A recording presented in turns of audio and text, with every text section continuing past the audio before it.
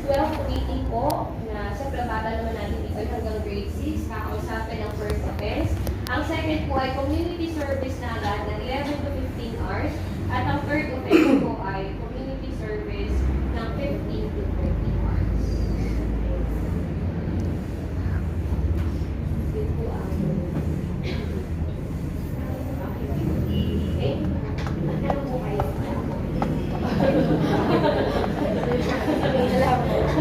Hindi ko may tanong po, pwede po magtanong kung wala. Baka po nagulat kayo, sabihin niyo naman ako, hindi naman po gagawa ang aming mga anak. Ano po, ng ganyan. So, sana nga po, at lahat kayo naka-attend dito ay hopefully ang aming mga anak ay hindi gumawa marami ng okay na yung light eh, kasi minsan likot bata na nagagawa minsan. Pero yung mga less serious at saka public offenses natin, hindi po natin masabi. Ano po, dahil sabi ko nga bakit po sinabi kanina na nanggaling tayo sa pandemya o sa pandemic, kasi po hindi natin ine-expect minsan ng mga anak natin. Nakala natin is okay pa po sila. Pero pagka dumating na po dito sa paaralan, nagkakaroon po ng manifestations at aggressions po ang mga behavior ng bata. Nagugulat na lang po minsan ang magulang pag tinatawagan namin na ito po ang nangyari at ito po ang nagawa niya. So, sino sa inyo magsasabi na meron kami dito cases na may bata talaga nagkaroon ng alak sa loob na lalagyan ng kanyang paulan. Kaya bibigyan lang po ako ng mga examples, pero parang ng bata. So, para po, meron po kayong idea na kung ano po pwedeng mangyari sa elementary na kahit kami din ay nagulat. I-open up lang po namin sa inyo para hindi kayo sabihin na, okay lang yan, hindi gagawa. So, meron po kami nakita na talagang ang mga bata nasa sigahan at nagkakagulo. Pagkita ko pala doon sa batunan natin na lalagyan dahil wala din magpupita kung saan ako sa mga sito lang yan. Hindi po akala natin, nung naamoy mo ng teacher yun, ay anak po talagang naman. Babae po yun.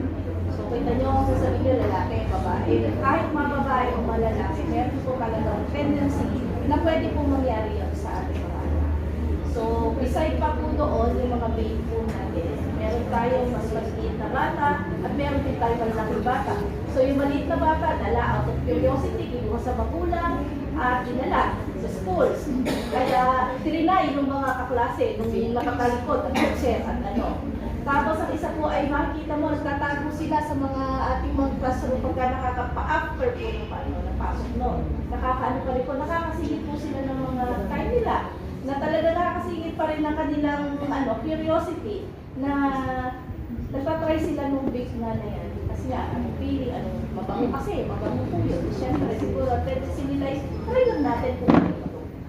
So, yun po yung malakit bata. Ano pa po, sabi nga natin na i-discuss naman yung mga yung tungkol sa ating mga sexist. So, akala po natin okay lang sila. Pero hindi po natin alam na sila ay open sa gadgets, di ba? Hindi po naman natin sila titingnan 24 hours sa isang araw. So, may mga po silang hindi nyo alam na open na sila sa ito na, sex education. Yun na lang po ang term natin gagamitin. So, meron din po silang mga, minsan hindi natin naalaman, marunong po sila magdilim ng kanilang conversation.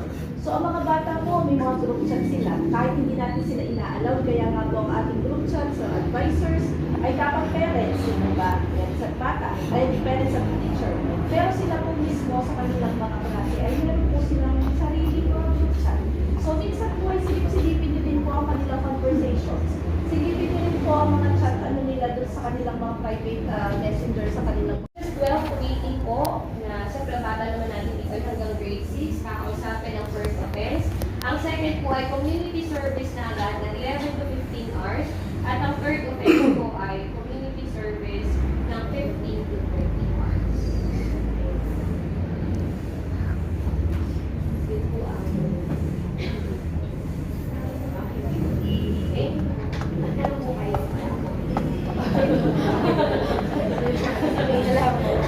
Hindi ko may tanong po, pwede po magtanong kung wala.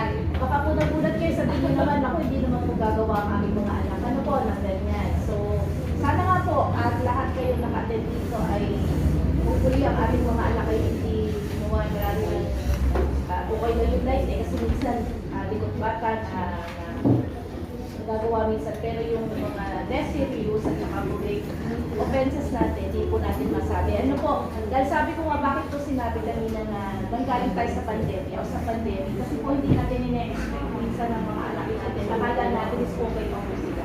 Pero pagka dumating na po dito sa paaralan, nagkakaroon po ng manifestations ng mga aggressions po ang mga behavior ng bata. Nagugulat na lang po minsan ang magulang pag tinatawagan namin na ito po ang nangyari at ito po ang nagawa. So, sino sa inyo magsasabi na meron kami dito cases na may bata talaga nagkaroon ng alak sa loob na lalagyan ng kanyang paulan. Kaya magbibigay lang po ako ng mga examples. Pero, so, para po, meron po kayong idea na kung ano po pwedeng mangyari sa elementary na kahit kami din ay nagulat. I-open up lang po namin sa inyo para hindi kayo sabihin na, okay lang yan, hindi gagawa. So, meron po kami nakita na talagang ang mga bata nasa sigahan at nagkakagulo. Pagkita ko pala doon sa batunan natin na lalagyan dahil wala din magpupita kung saan ako sa mga sito lang yan. Hindi po akala natin, nung naamoy mo ng teacher yun, ay anak po talaga naman. Babae po yun. So, kita nyo kung sasabihin nyo lalaki, babae. Kahit mga babae o mga lalaki, meron po talagang tendency na pwede po mangyari yun sa ating mga anak. So, beside pa po doon, yung mga babe po natin, meron tayong mas maliit na bata at meron din tayong malaking bata. So, yung maliit na bata, dala out of curiosity, kinuha sa magulang at dinala sa schools. Kaya, trinay yung mga kaklase, nung nakatalikod at teacher at ano. Tapos, ang isa po ay makikita mo, nagtatago sila sa mga ating mga classroom pagka nakakapa-after po yung napasok noon. Nakakaano pa rin po, nakakasingit po sila ng mga time nila na talaga nakakasingit pa rin ng kanilang curiosity na nagtatry sila nung big na yan. Kasi nga, feeling, mabango kasi, mabango po yun. Siyempre, siguro, tendency nila is, try lang natin kung ano ito. So, yun po yung malakit bata. Ano pa po, sabi nga natin na i-discuss naman yung mga yung tungkol sa ating mga sexist, So, akala po natin okay lang sila. Pero hindi po natin alam na sila ay open sa gadgets, di ba? Hindi po naman natin sila titingnan 24 hours sa isang araw. So, may mga po silang hindi nyo alam na open na sila sa ito na, sex education. Yun na lang po ang term natin gagamitin. So, meron din po silang mga, minsan hindi natin naalaman, marunong po sila magdilim ng kanilang conversation. So, ang mga bata po, may mga group chat sila. Kahit hindi natin sila inaalaw, kaya nga po ang ating group chat sa advisors ay dapat parents, di ba? Parents at bata, ay parents at teacher. Pero sila po mismo sa kanilang mga klase ay meron po silang sarili po group chat. So, minsan po ay silip-silipin nyo din po ang kanilang conversations. Silipin nyo rin po ang mga chat nila doon sa kanilang mga private messenger sa kanilang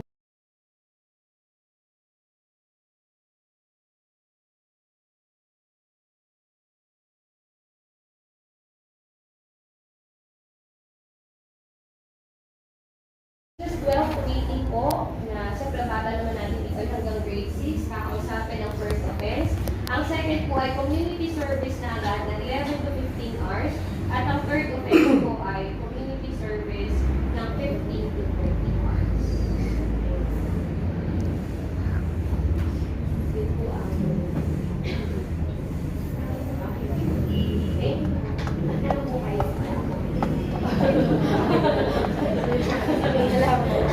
Hindi ko may tanong po, pwede po tanong kung wala.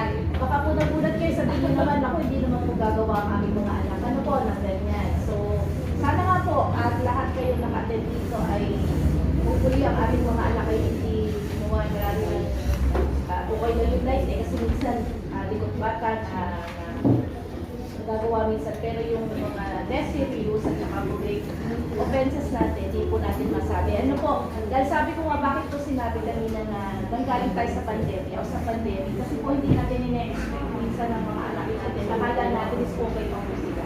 Pero pagka dumating na po dito sa paaralan, nagkakaroon po ng manifestations ng mga aggressions po ang mga behavior ng bata.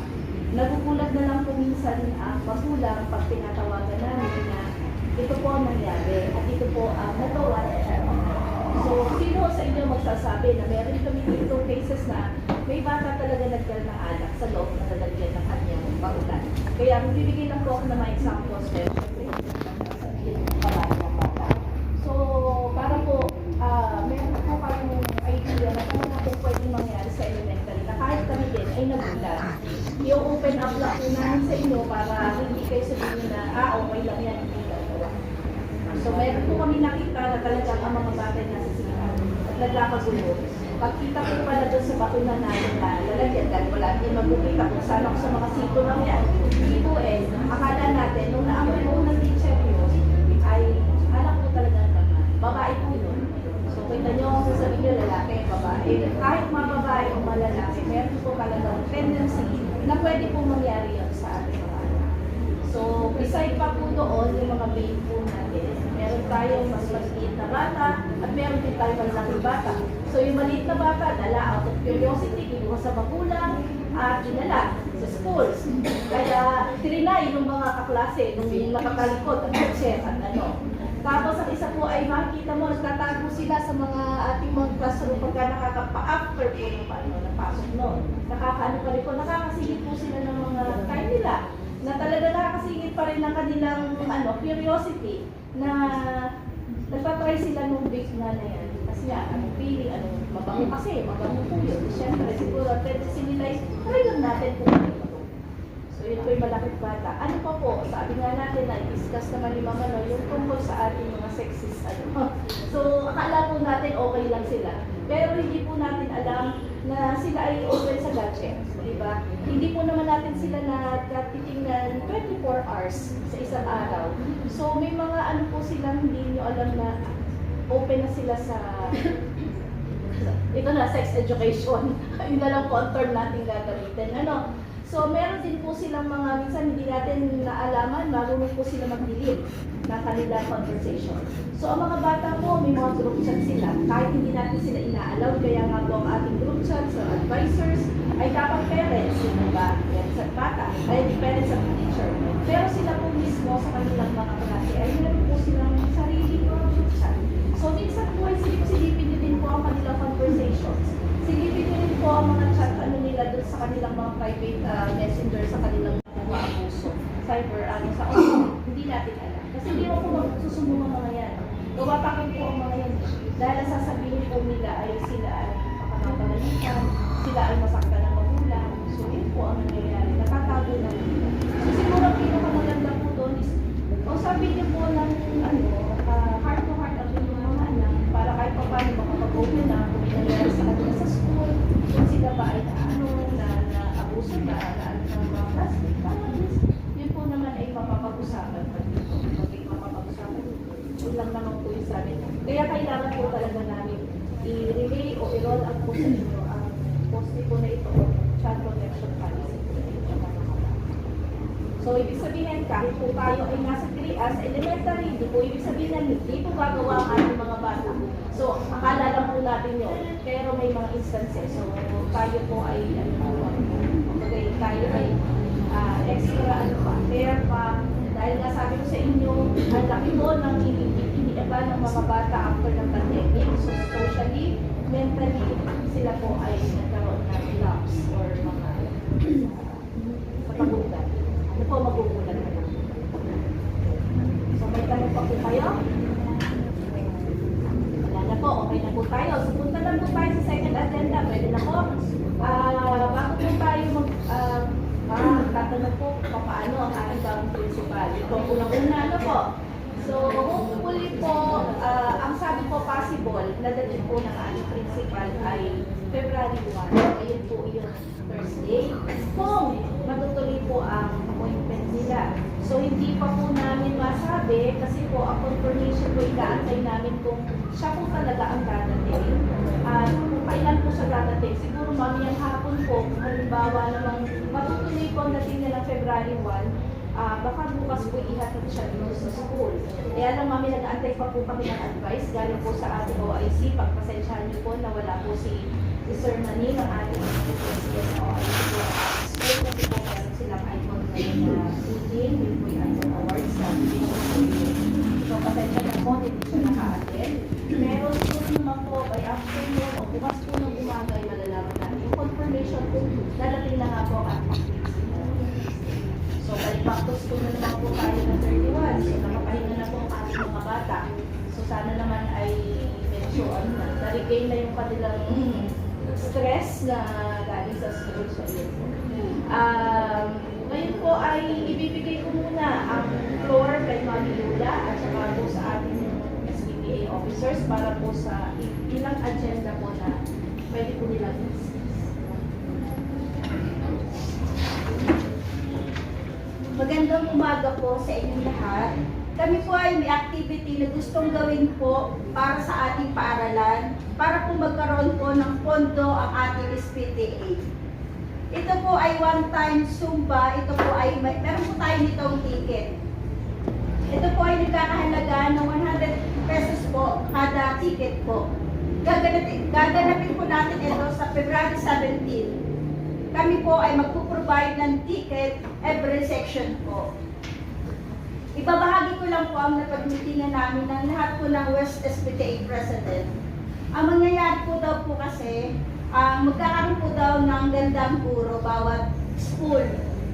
Kahit po daw walang guro na lalaban, kailangan po rin po daw natin magkaroon ng quota na naghahalagang 5,000. Pag nagkaroon po doon tayo ng quota na halagang 5,000, ang mangyayari po, 15% sa SPTA, 15% din po sa school. Yun lang po. Maraming salamat po. So, ibig sabihin, yun pong gandang guro ay, yun po ay division based. Tama. Yun po ay, siguro katulad din namin ng atin ng gandang So, ngayon, ang ano nila is guro. So, ang gusto nila magkakaroon ng school ng representative na guro. Pero kapag hindi, halimbawa, wala